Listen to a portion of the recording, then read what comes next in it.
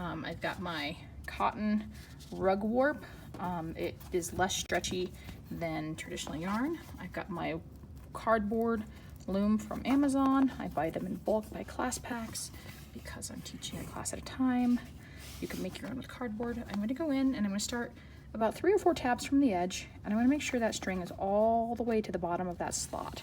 And I'm going to come down. That was 4 away from the edge. I'm going to slide that in, make sure it's all the way to the bottom of that slot, and then I'm going to skip 1 and put it in there. And again, I'm really going to make sure that I'm pulling pretty decently hard.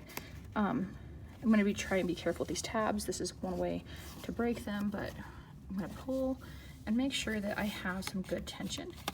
You should be able to almost hear those strings snap a little bit. And I'm going ahead and winding it on the back, and it is okay because it's going to give you enough string to, in the future, tie this off and have either some fringe or enough to tie it with. And so you don't have to leave it on there. You could, if you do it right, kind of like weave the front and the back and make it kind of like a pocket. I've never had enough patience to do that all the way, and you'd have to do a little bit different tying, but it would be doable probably.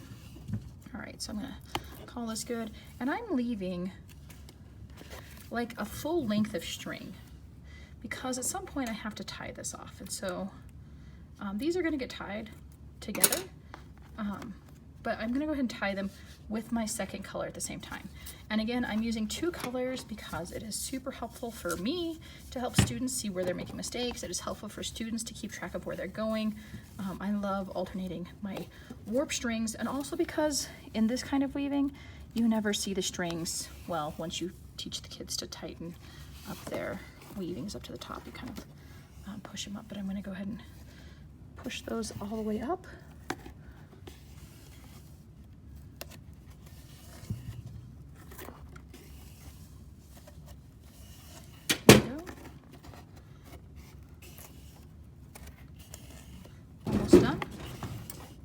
Off the back of the table, not the end of the world. Sometimes it's easier to work with it on the floor. And I'm going to go ahead and do 1 extra one. You don't have to. You could have it so it ends with the same color on both ends or not. But I'm going to go ahead and leave that string along.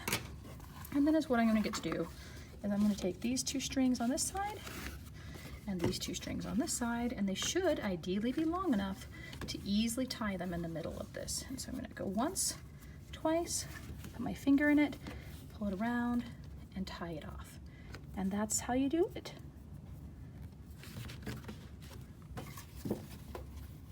There you go.